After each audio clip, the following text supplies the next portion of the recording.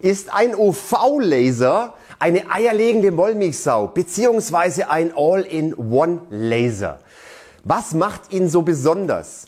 Wo sind die Vorteile eines UV-Lasers und was kann er besser als ein CO2-Dioden, Faserlaser oder Mopa-Laser?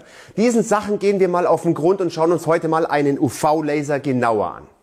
So meine Lieben, herzlich willkommen bei Gipfelholz. Ich bin der Jens und viele von euch da draußen kennen mich natürlich von den ganzen anderen Laservideos, UV-Laser, Faserlaser, Mopa-Laser, Diodenlaser und was ich schon alles getestet habe.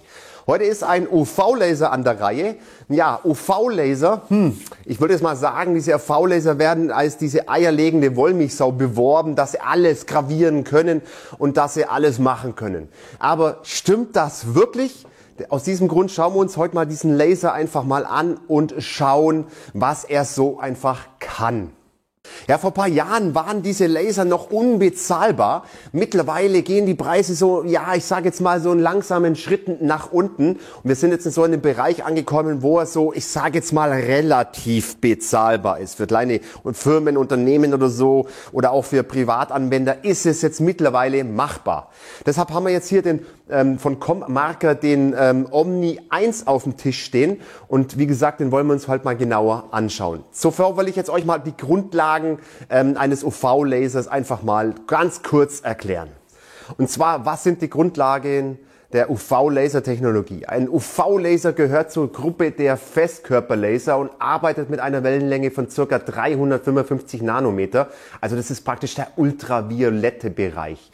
Das bedeutet, dass er eine viel kürzere Wellenlänge hat als ein CO2-Laser oder Faserlaser, der jetzt in dem Bereich von 1064 Nanometer liegt. Warum ist die Wellenlänge wichtig? Je kürzer die Wellenlänge, desto kleiner der Laserstrahl. Das sorgt für extrem hochpräzise Markierungen. UV-Licht wird auch von vielen Materialien besser absorbiert, besonders Kunststoff, Glas, Keramik und so weiter. Weniger thermische Belastung, da das UV-Licht sehr effektiv absorbiert wird, bleibt das Material kühler, kein Schmelz- und Brenneffekte und das ist natürlich ein Riesenvorteil. Eigentlich ist ein UV-Laser eigentlich technisch gesehen ein modifizierter, ich sage jetzt mal Faserlaser. Wie passiert denn die Umwandlung überhaupt? Und zwar gibt's einen Grundlaser, das ist praktisch der Infrarotlaser, der ja mit 1064 Nanometer arbeitet. Also wir erzeugen erstmal einen Faserlaserstrahl. Dann durch die Frequenzverdoppelung, das ist ein nicht-linearer Kristall, da drin in diesem Gehäuse wandelt er die Wellenlänge auf 532 Nanometer um. Das wäre dann praktisch grünes Licht. Und dann durch eine Frequenzverdreifachung ist ein zweiter Kristall in diesem Gehäuse da drin und der halbiert erneut die Wellenlänge und erzeugt UV-Licht mit 355 Nanometer. Ja, das war jetzt nur mal eine ganz kurze kleine Einführung, was ein UV-Laser ist, wie er arbeitet und wie dieser UV-Strahl im Endeffekt erzeugt wird. Wir schauen uns mal ganz schnell an, was mitgeliefert wird. Hier ist eine ganze Packung an Material, Ringe, Alu, Edelstahl, alles mögliche, Papier, Filz, Holz und so weiter und so fort. Ist aber jetzt nicht das Wichtigste. Das Wichtigste ist natürlich der Omni 1 selber. Der muss noch zusammengebaut werden, aber Leute, das ist überhaupt kein Stress. Das sind, glaube ich, 6 Schräubchen, die wir zusammendrehen müssen und es wird alles in dieser Bedienungsanleitung sehr, sehr, sehr gut erklärt. Also da einfach mal reinschauen. Das Wichtigste ist natürlich auch dieser kleine USB-Stick, der mitgeliefert wird, denn auf diesem USB-Stick sind alle Daten, die wir für den Laser in Lightburn benötigen. Schauen wir es uns nachher vielleicht nochmal an. Aber wenn nicht, dann steht es hier auch beschrieben. Gut, mitgeliefert wird auch noch so eine kleine Broschüre, welche Materialien wir damit alles bearbeiten können. Da seht ihr mal so eine kleine Übersicht. Gut, es wird auch noch eine Linse mitgeliefert. Diese Linse, wir haben einen Arbeitsbereich von 150 auf 150 Millimeter bei dieser Linse, die schon angebracht ist. Jetzt ist hier noch eine Linse dabei mit 70 auf 70 Millimeter. Wozu braucht man die? Wenn jetzt praktisch ihr noch feinere Gravuren machen wollt, dann könnt ihr diese Linse drauf machen, aber Vorsicht, wir haben dann andere Werte. Wir werden heute im Video einfach nur auf die 150 auf 150 Millimeter Linse eingehen. Ja, da ist auch noch so eine kleine Plattform dabei, die man nach oben drehen kann. Das ist dann aber eher, ich sage jetzt mal, für die kleinere Linse gedacht, diese Hebevorrichtung, die wir dabei haben. Des Weiteren sind einfach noch verschiedene Werkzeuge dabei, um das Ganze zusammenzuschrauben. So ein kleiner Winkel, den wir dann anschrauben können und ein schönes langes Lineal. Da kommen wir nachher auch mal darauf zu sprechen, wo wir das Ganze, wozu wir das lange Lineal hier brauchen. Und jetzt kommen wir zu diesem Teil hier. Das ist die Positionierungshilfe. Hier haben wir einen Ein- und Ausschalter, einen Notaustaster und jetzt hier ist es der Fokusbereich zum Einstellen, hoch und runter. Und es gibt aber noch einen zweiten An- und Ausschalter und der ist nur für den Laser gedacht. Ihr seht, der da oben, der blinkt, wenn ihr das Ganze schon angesteckt habt. Den müsst ihr auch nochmal drücken. Der wird dann erstmal vielleicht eine Minute so circa weiter blinken und dadurch erwärmt sich praktisch der Laser. So, bevor wir jetzt zu den Punkten allgemein kommen, nochmal ganz kurz, in der Bedienungsanleitung stehen bei euch zwei Werte handschriftlich reingeschrieben. Das ist bei mir, in meinem Fall, das kann bei euch anders sein, 202 und 332, glaube ich, ist es auf dem Kopf. Genau, und diese zwei Werte, die sind sehr wichtig. Wir gehen jetzt aber auf diesen Wert ein, diese 332. Und jetzt zeige ich euch mal, wie ihr euren Fokusbereich jetzt erstmal einstellen könnt. Und danach geht es um diese zwei Punkte. Jetzt seht ihr hier diesen gelben Aufkleber mit so kleinen Strichchen drauf. So, jetzt nehmt ihr euren Lineal und aus der Bedienungsanleitung nehmt ihr euren Wert raus, der bei 150 auf 150 mm steht. Bei mir in dem Fall ist es 332. Und jetzt legt ihr das Lineal dann praktisch auf eurem Boden auf und drückt die Hoch- oder Runter-Taste und fahrt den Laser genau auf diesen Bereich. So, 332. So, exakt 332 mm. Und jetzt kommt's, und jetzt schaut ihr euch mal den Punkt dort an. Könnt ihr den erkennen? Das ist jetzt ein Punkt. Das waren vorher zwei Punkte. Wenn ich jetzt nochmal hochfahre, seht ihr, umso weiter ich weg bin vom Fokus, umso weiter gehen diese zwei Punkte auseinander. Sollte ich wieder in den Fokus fahren, wird das Ganze ein Punkt. Sollte das jetzt nach dieser Einstellung mit eurem Lineal nicht passen, könnt ihr die Laser, den roten Laser links und rechts einfach mit dem Imbusschlüssel aufschrauben und könnt den jetzt dann praktisch in euren Fokusbereich, damit die Laser die beiden Punkte übereinander liegen, einstellen. Jetzt kommen wir mal zu unserem Lasern. Wir werden nachher nochmal in Lightburn, da werde ich euch auch noch ein bisschen was zeigen. Und zwar, ihr seht jetzt gerade nichts. Ich habe jetzt in Lightburn aber eingestellt, dass ich jetzt ein Quadrat haben möchte oder einen Würfel gelasert haben möchte. Und ihr seht da momentan nichts. Also zum Beispiel, ihr möchtet jetzt da was drauf lasern auf dieses Holz, aber es ist nicht sichtbar. Die Vorschau ist nicht sichtbar, der UV-Laser ist nicht sichtbar. Das heißt, ihr braucht diese Scheibe dazu, um das Ganze dann auszurichten. Ihr seht es jetzt gerade mal, ich kann saubern. Wenn ich jetzt praktisch das auf das Holz drauflege, dann seht ihr das, was ich gelasert haben möchte. Und somit müsst ihr natürlich auch eure Sachen dann ausrichten, wo ihr es dann lasert haben wollt. Deutsch, schwere Sprache. Jetzt seht ihr natürlich zum Beispiel jetzt hier, schwarz ist ganz, ganz leicht sichtbar. Und jetzt je nachdem, welches Material ihr habt, kann es sein, dass auch dieser Laserstrahl dann praktisch oder der V-Laser sichtbar ist. Also ihr seht es, auf weiß funktioniert es, auf gelb funktioniert es auch. Also da müsst ihr einfach schauen, welches Material ihr benutzt und wenn ihr nichts seht, müsst ihr mit diesem ausrichten.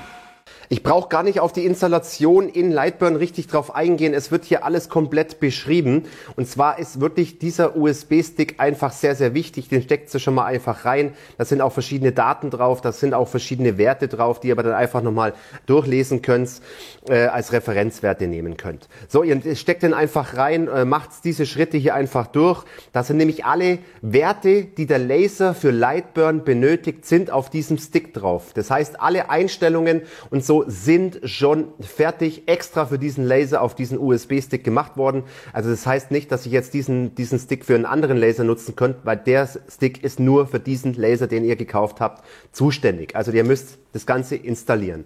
Wer zum Beispiel jetzt Lightburn auch noch nach upgraden will, also er hat jetzt praktisch schon Lightburn gehabt, man kann das Ganze upgraden.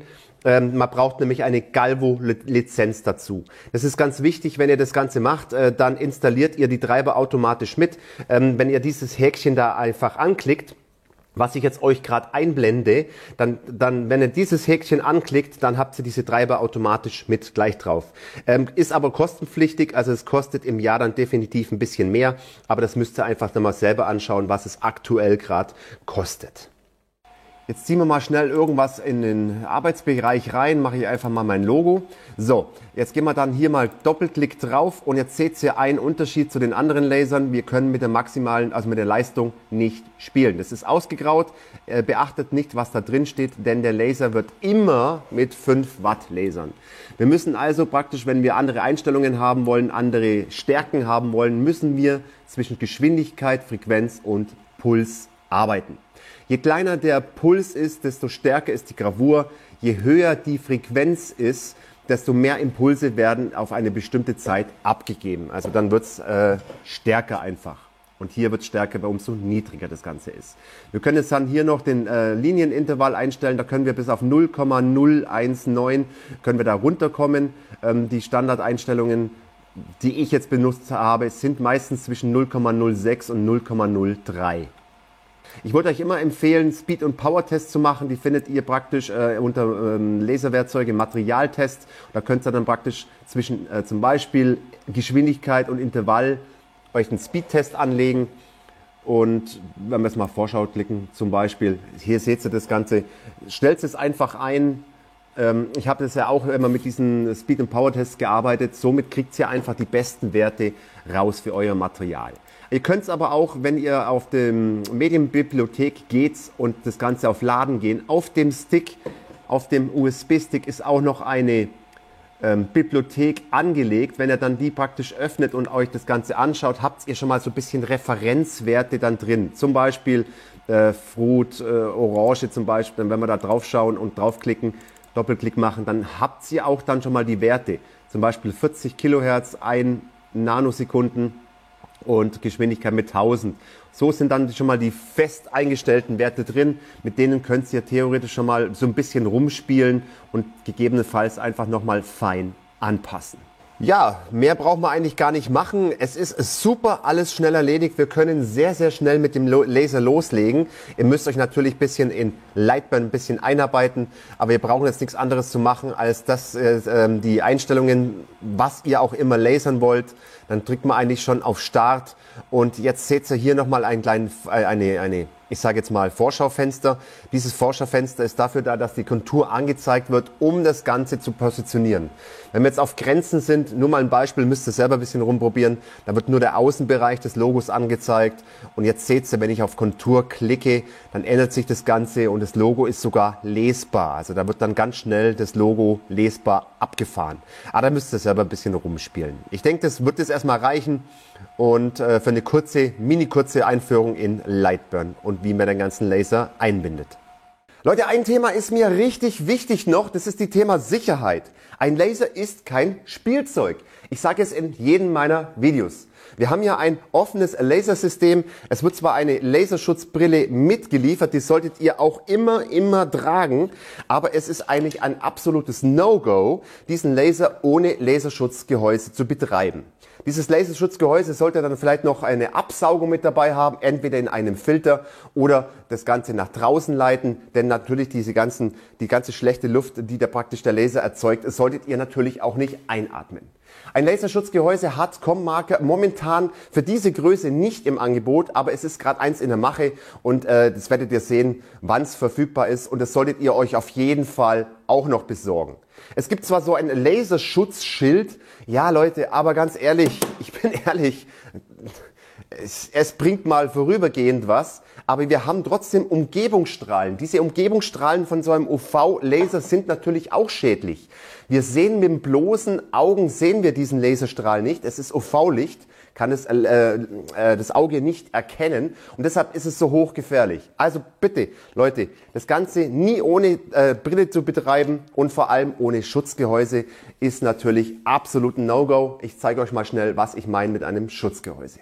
Jetzt seht ihr mal ein Beispiel an so einem Laserschutzgehäuse. Da steht es zwar ein Mopa-Laser drin. Da habe ich auch ein cooles Video drüber gemacht. Könnt ihr euch auch mal anschauen. Dieses Laserschutzgehäuse schützt eure Augen und vor allem hat es noch einen Anschluss für eine Absaugung hinten dran, um die schlechte Luft abzusaugen. Also das ist ein absolutes Must-Have für so einen Laser.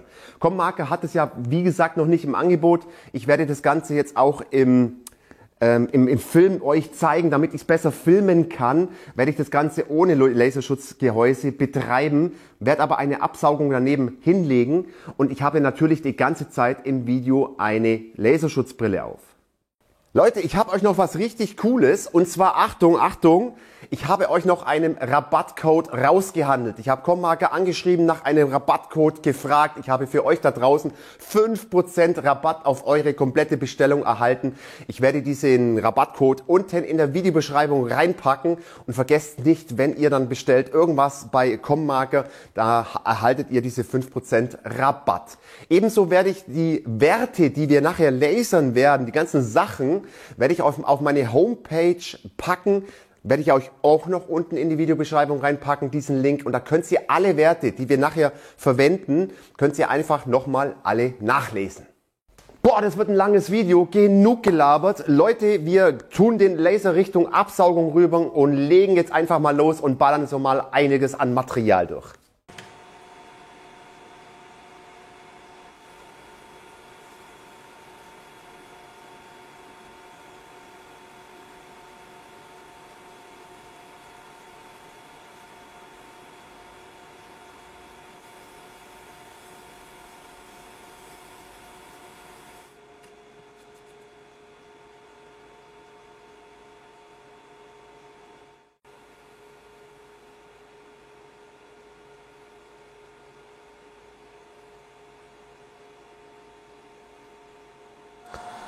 So meine Lieben, jetzt schaut's mal, das hat richtig gut funktioniert. Das ist 4 mm Pappelsperrholz.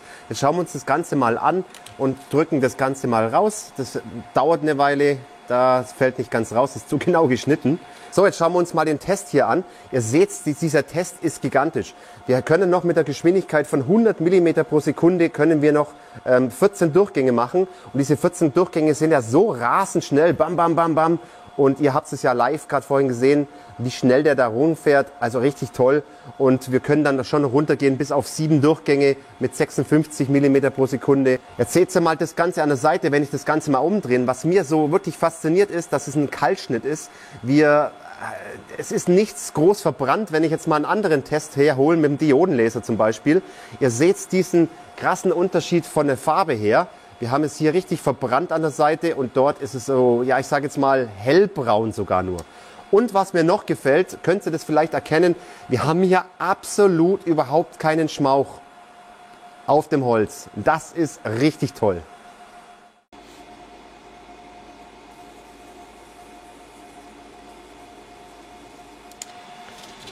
Also ihr seht, ich habe es mal gerade 8 mm Pappelsperrholz versucht. Es funktioniert, ich habe noch die Geschwindigkeit ein bisschen angepasst, die bei 80 auf 40 runter und bis 17 Durchgänge. Ihr seht, ab 15 Durchgänge schneidet er sogar 8 mm Pappelsperrholz. Also echt richtig sauber. Also die Kanten, die sind wunderbar. Also ihr seht es selber, dieses Braune, es ist nichts wirklich verbrannt. Jetzt nehme ich mal einen Diodentest her, einen Schnitttest und ihr seht, wie schwarz das gegenüber dem UV-Laser ist. Aber jetzt ist mir was ganz Großes aufgefallen. Und zwar ist es jetzt hier, ja, das geht jetzt ein bisschen konisch zu. Warum konisch? Es ist ganz klar, wenn ich jetzt das Ganze jetzt hier, wenn er nur hier lasern wird in der Mitte, dann habe ich einen 90-Grad-Schnitt. Aber ihr müsst bedenken, umso größer das Material, oder das Muster, umso dicker das Material wird, umso konischer wird's. Also das heißt, der Laser muss dann praktisch hier rüber. Und deshalb schneidet er nicht mehr ganz im 90-Grad-Winkel. Ich hoffe, ihr wisst, was ich meine. Ich weiß nicht, ob man das Ganze jetzt erkennen kann. Ich versuche es mal dort euch zu zeigen auf dem Video. Ihr seht es vielleicht, dass diese Kante nicht 90 Grad ist. Das sehe ich mit dem bloßen Auge. Bei den 4 mm erkennt man gar nichts oder so gut wie nichts. Aber umso dicker das Material wird und umso größer das Muster ist, beim Schneiden umso weniger 90 Grad habe. Also das müsst ihr einfach bedenken, dass dieser Laser natürlich nur in der Mitte 90 Grad schneiden kann umso mehr er nach unten, oben, links oder rechts geht, umso schräger wird dann praktisch der Schnitt. Hier seht ihr jetzt mal die Originalgeschwindigkeit des Logos auf Holz eingebrannt. Eingebrannt kann man fast schon mal gar nicht sagen. Ihr seht es gerade selber, wir haben absolut keinen Schmauch. Dann schauen wir uns mal das Ergebnis an. Geht ja super einfach raus. Mega. Super. Und jetzt schaut mal diese Top-Qualität an. Ich habe keinen Schmauch drauf, nichts. Und die Kanten sind nicht schwarz, sie sind nur leicht bräunlich. Wow.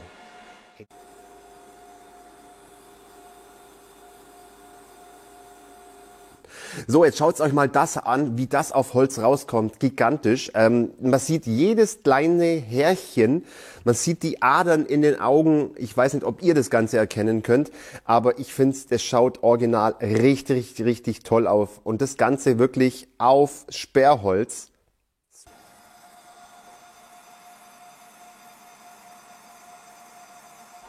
Boah Leute, und jetzt schaut euch mal das an, wie super das rauskommt. Was haltet ihr davon? Also man sieht, ich hoffe, ihr könnt es erkennen, aber man sieht keinen einzigen Pixel darauf. Das Foto schaut sowas von originell aus. Super toll. Gelasert wurde das auch mit einer Zeilenintervall oder mit einem DPI nicht, sondern Zeilenintervall von 0,06. Und jetzt haltet euch fest, der Laser könnte theoretisch 0,0019 mm lasern, aber dementsprechend wird es auch sehr, sehr lang dauern.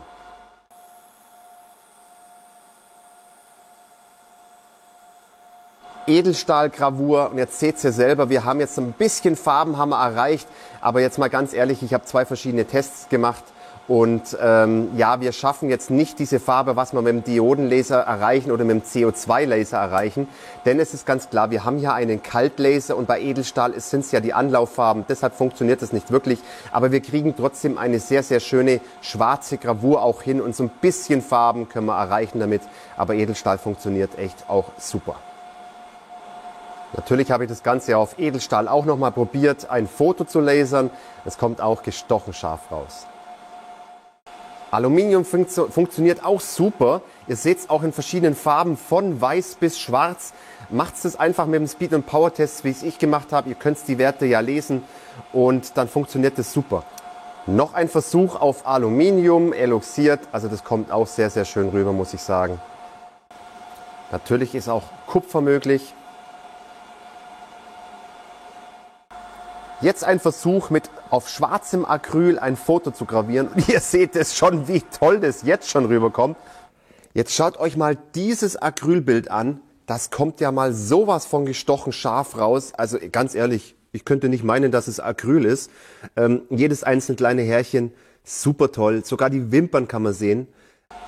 Das Ganze funktioniert natürlich auch auf Acryl, Transparenten und auf Glas. Hier haben wir eine Glasscheibe. Macht einfach einen Speed- und Power-Test drauf. Also Glaslasern ist gigantisch. Ein Tipp gebe ich euch, setzt das Ganze nach oben, ein paar Millimeter vom Untergrund weg, weil dann habt ihr unschöne Muster teilweise drin oder auf dem Honeycomb. Deshalb einfach nur hochsetzen das Glas und dann habt ihr so eine Top-Qualität. Ich hoffe, ich kann es euch zeigen. Das schaut richtig gut aus. Macht eure Speed- und Power-Tests und dann habt ihr eure Einstellung gefunden. Die Qualität finde ich bei diesem UV-Laser mit Glas echt mega. Denn bei Diodenlaser, CO2-Laser und so weiter und so fort funktioniert es ja teilweise auch. Bei CO2 definitiv. Aber wir haben dann durch eine Hitzeentwicklung teilweise vielleicht so, ich sage jetzt mal, Abplatzungen vom Glas. Das passiert ja mit diesem Kaltlasern beim UV-Laser definitiv nicht.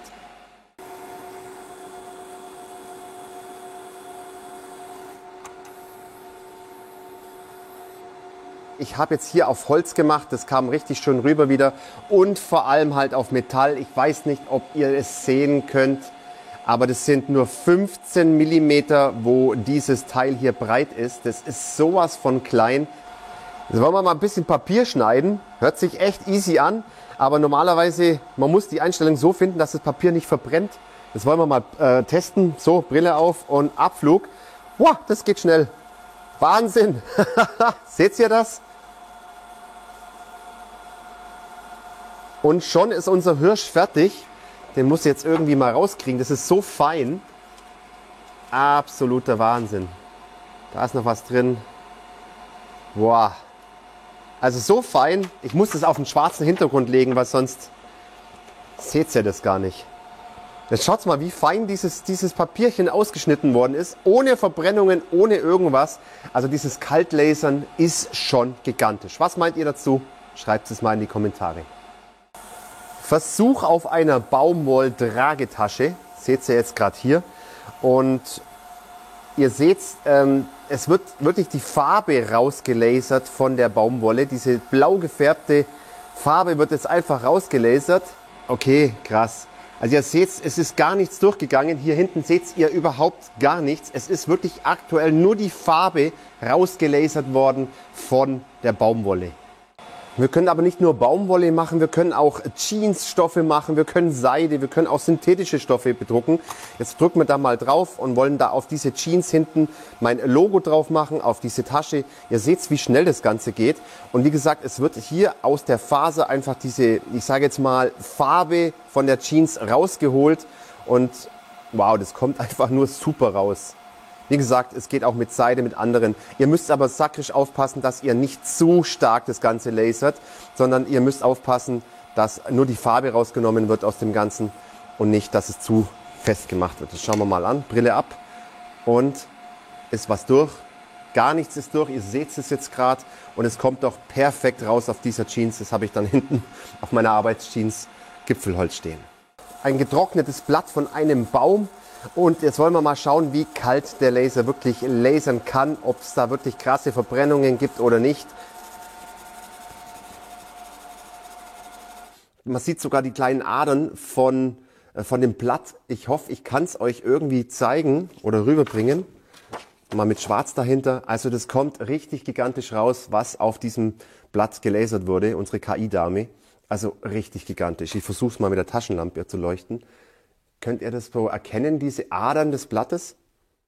Jetzt kommen wir mal zu einem Problemfall, was ich gerne probieren möchte. Und zwar, das sind solche Netzwerkkabel, das sind so ganz spezielle, ich sage jetzt mal dieses gelbe, ganz spezielles Silikon, was auch immer es ist. Ich habe es mit Diodenlaser, mit Faserlaser, mit Mopa-Laser, mit CO2-Laser nicht geschafft, da was drauf zu lasern. Jetzt bin ich mal gespannt, ob es der UV-Laser schafft. Ich habe da ein 3 mm hohes Logo nur drauf. 3 mm, Leute. Mit Spotgröße 0,03 habe ich das Ganze eingestellt. Und jetzt geben wir mal Gas und schauen. Brille auf und Abschuss. Nicht euer Ernst, oder? Wahnsinn. Leute, ich versuche das Ganze jetzt mal mit der GoPro zu filmen im Makrobereich. Leute, das ganze Logo ist 3 mm hoch. Das Made im Allgäu unten, was ihr hoffentlich immer noch ganz gut lesen könnt, ich kann es lesen, ist gerade mal einen halben Millimeter groß und man kann es exakt noch lesen. Ich bin echt begeistert von der Auflösung, was wir da lasern können. Ein weiteres Material, wo ich Probleme mit allen anderen Lasern hatte, war Gummi. Gummi richtig zu gravieren, praktisch ein Logo drauf zu machen. Jetzt bin ich mal gespannt. Hier haben wir eine Gummikappe und dann machen wir jetzt mal mein Logo drauf. Gleiche Einstellungen wie beim Silikonkabel.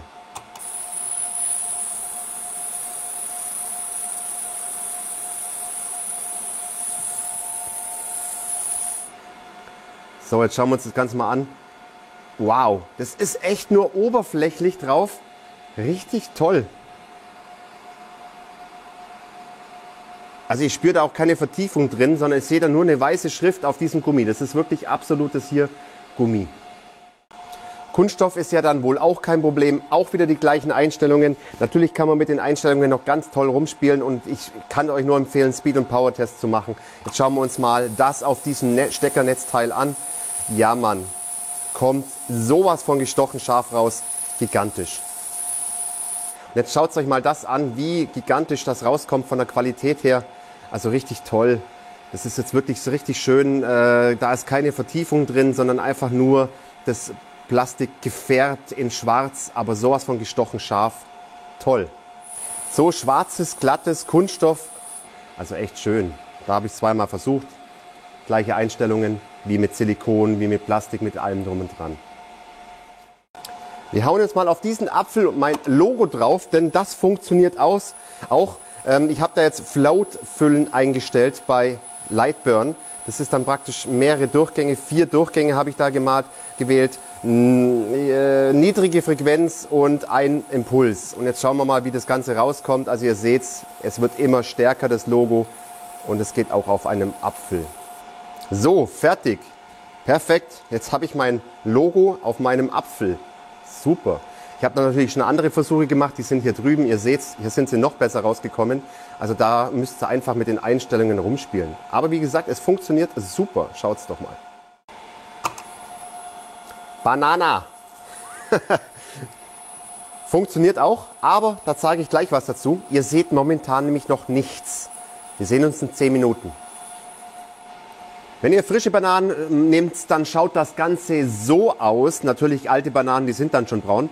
Aber ihr seht, dass das Logo nach 10 Minuten richtig schön braun wird.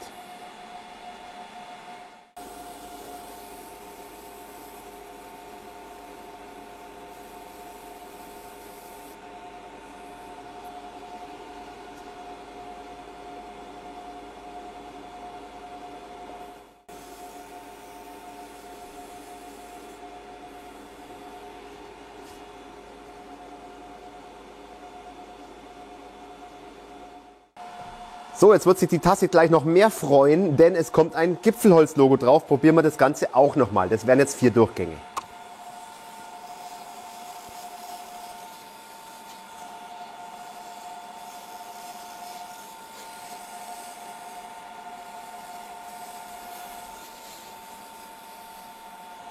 Schaut's mal, es kommt doch mal super, super toll raus. Die Qualität ist auch mega geworden. Ich bin jetzt mit 4 Durchgängen drüber, weil sie leicht gewölbt ist, dass ich auch alles erwische. Wenn man natürlich einen Rotari hat und die Tasse in den Rotari einspannt und rund lasern und eine runde Tasse hat, ist es natürlich auch top möglich. Man kann ja hier auch noch einen Rotari anstecken. So, Leder auch überhaupt kein Problem. Da muss man nochmal die Einstellungen finden. Das war jetzt einfach auf Risiko. Aber ihr seht schon, es ist doch eigentlich ganz gut rausgekommen. Der Werkzeuggürtel aus Leder. Perfekt. Boah, absoluter Wahnsinn. Das macht richtig Spaß, Leute. Und ich könnte noch tagelang weiter testen. Ich habe hier aber schon so eine große Menge an getestetem Material liegen. Ich habe euch einiges erspart. Schiefer, Stein. Schiefer, das ist für ihn Kindergarten. Das macht er einfach zack, zack, zack und in einer Top-Qualität. Da brauche ich gar nicht drüber schauen. Ein paar andere Materialien habe ich auch noch gespart. Aber wie gesagt, wir haben hier einiges getestet. Wir werden jetzt ganz kurz nochmal drüber schauen, dass man das einfach mal sieht, was es für eine Riesenmenge war. Und danach kommen wir gleich zum Fazit. Wir haben viele Materialien probiert, Holz, Glas, Lebensmittel, Kunststoff, Metall, Alu, Kupfer. Es geht auch, andere Metallarten gehen auch noch. Wir haben sogar Silikon, wir haben Gummi getestet, wir haben Lebensmittel getestet und Stoffe getestet und damit ging alles komplett durch. Also richtig toll. Also so ein Laser, der so vielseitig einsetzbar ist und da auch noch solche gute Qualitäten macht und vor allem halt auch beim Kaltlasern. Es ist ja ein Kaltlaser. Wir haben hier keine verbrannten Kanten und das gefällt mir ehrlich gesagt so gut. Und vor allem noch bei so empfindlichen Materialien wie zum Beispiel Glas oder Kunststoff, kommt es einfach sowas von dermaßen von sauber raus, diese UV-Technologie. Also ganz top. Ihr wollt bestimmt mein Fazit wissen und das bekommt ihr jetzt natürlich auch. Der UV-Laser Omni 1 von Commarker ist echt ein super toller Laser. Mir gefällt er sehr, sehr gut und vor allem ist es halt wirklich ein Laser, der nicht mit einer aufwendigen Wasserkühlung ankommt. Die Handhabung ist wirklich sowas von einfach. Es ist nicht schwerer wie ein Diodenlaser, ein Faserlaser oder ein CO2-Laser, das Ganze zu bedienen. Die Anwendungsmöglichkeiten bei diesem Laser sind richtig groß, mit hochwertigen Gravuren auf Holz, auf Metall, auf Glas, auf Kunststoff, auf Stoffe und so weiter. Ihr seht es ja gerade aktuell hier. Natürlich gibt es auch Nachteile von so einem UV-Laser. Ich fange jetzt mal mit dem ersten Nachteil an. Wir sind einfach begrenzt auf eine Gravurgröße von 150 auf 150 Millimeter. Ich sage jetzt nur, weil für viele reicht das Ganze vielleicht aus. Also es kommt immer darauf an, welche Größe ihr einfach lasern wollt. Denn für dieses Geld gibt es natürlich auch schon, ich sage jetzt mal, große CO2-Laser oder größere CO2-Laser mit einem größeren Arbeitsbereich. Also je nachdem, was ihr natürlich machen wollt damit. Einen zweiten Nachteil sehe ich wirklich da am Holz. Ja, Vor- und Nachteil. Die Vorteile wirklich definitiv. Ich habe sowas von super scharfe Schnitte ohne Schmauch obendrauf, bei der Gravur vor allem, auch beim Schnitt super toll und keine Verbrennungen an den Schnitten. Das habe ich natürlich mit dem Diodenlaser, CO2-Laser und so weiter, habe ich natürlich nicht. Aber dieser große Nachteil ist, wir haben ja dieses 8 mm Material geschnitten, hat funktioniert. Aber nur mal ganz kurz nochmal zur Erklärung, ich habe einen Laser, der wirklich an einer Stelle fest angebracht ist und die Spiegel, die rotieren da praktisch nur und bringen den Laserstrahl nach unten. Das heißt, umso größer ich das Werkstück habe, umso schräger lasert der Laser praktisch und schneidet natürlich auch. Und deshalb habe ich natürlich keine 90 Grad Kanten. Das kann natürlich sehr störend sein, umso dicker das Material wird. Bei 4 mm absolut noch in Ordnung. Umso dünner das Material, umso weniger fällt es wirklich komplett auf. Also mit 4 mm überhaupt kein Stress. Aber das muss natürlich jeder bedenken. Also das ist Vorteil und Nachteil in einem beim Holzschneiden und Gravieren. So, der dritte Nachteil, den sehe ich an dieser Scheibe, den kann man aber nicht ändern. Es ist ein UV-Laser. Ein UV-Laser, das sieht das bloße Auge nicht. Deshalb auch so gefährlich, also aufpassen, Sicherheit beachten. Und deshalb brauchen wir aber diese Scheibe, um das Ganze zu positionieren. Auf manchen Materialien sieht man den Laserstrahl ganz leicht, dann kann man es einfach positionieren. Aber auf den meisten Materialien sieht man diesen Laserstrahl einfach nicht. Und deshalb diese Scheibe. Diese Scheibe ist aber relativ dick und groß oder wie auch immer. Und das ganze Positionieren darunter finde ich jetzt gar nicht ganz so einfach. Also man braucht definitiv länger als beim Faserlaser, wo man es dann einfach mal schnell hinrückt und das Ganze, den Laserstrahl ja sieht und das Ganze hinrückt, finde ich deutlich einfacher. Natürlich gibt es da keine Lösung dazu. Vielleicht ist eine andere Lösung, irgendwas ein dünnes Material zu nehmen, diese Farbe, um das Ganze, vielleicht so eine Art, ein bisschen dickere Folie zum Beispiel könnte man dazu nutzen und das Ganze dann zu positionieren, könnte vielleicht einfacher werden, aber das gibt natürlich keine andere Möglichkeit, man muss das ja so machen, also vielleicht ist das Jammern auf hohem Niveau, aber das hat mich so teilweise ein bisschen gestört, diese Positionierung. Vierter und letzter Nachteil sehe ich so ein bisschen so, ja, ich sage jetzt mal am Preis. So UV-Laser sind jetzt nicht so die günstigsten, aber ich sage jetzt mal so, vor einem Jahr, wenn man vor einem Jahr noch geschaut hat, was die UV-Laser dort noch gekostet haben, dann waren wir so über 10.000 Euro und die Preise sind deutlich gepurzelt. Für diejenigen, die wirklich so eine Top-Qualität brauchen, was wir hier rausbekommen, kalt lasern und vor allem noch diese Materialien noch lasern wollen, ist es absolut noch in Ordnung, muss ich sagen. Apropos Preis, Leute, vergesst nicht diese 5% Rabatt, die ich für euch bei ComMarker rausgehandelt habe. Der Code steht unten in der Videobeschreibung. Ich glaube, ich brauche jetzt Feierabend, ich kann nicht mehr richtig reden. Jetzt kommen wir noch mal ganz kurz zur Eingangsfrage. Ist ein UV-Laser ein All-in-One-Laser beziehungsweise eine eierlegende Wollmilchsau? Ich sage jetzt definitiv ja, nein, eher Richtung nein, denn ihr habt es gesehen, wir haben da einfach ein paar Nachteile. Wir können das Ganze nicht kombinieren. Jeder Laser kann irgendwas oder jede Lasertechnologie kann irgendwas besser wie der andere. Der UV-Laser kommt schon nahe hin, sagen wir mal so. Er kann richtig viel, was andere Laser nicht können, aber dafür kann er halt auch wieder dieses Schneiden und so weiter. Das kann er halt einfach noch nicht so perfekt. Dann muss die Arbeitsfläche viel größer sein. Vielleicht kommt mal so eine Art UV-Laser in einer Art Gehäuse mit einem großen, so eine Art P2S als UV-Laser in groß. Vielleicht kommt sowas mal in Zukunft. Ich denke mal, es wird irgendwann mal kommen, dass ein Laser in Zukunft viel mehr kann und dass man das alles irgendwann mal kombinieren kann in einen Laser. Leute, ballert mal unten alles in die Kommentare rein. Was habt ihr für eine Meinung über einen UV-Laser? Habt ihr vielleicht schon UV-Laser? Wollt ihr euch vielleicht einen anschaffen? Was habt ihr allgemein für Laser? Würde mich mal interessieren und schreibt es unten rein. Leute, wir sind am Ende des Videos. Wir haben da so einiges richtig durchgelasert und ich hoffe, ich konnte dem einen oder anderen ein bisschen weiterhelfen, was so ein UV-Laser alles so kann. Leute, ich würde mich über Kommentare freuen, ich würde mich über einen Daumen freuen. Unterstützt Gipfelholz dadurch.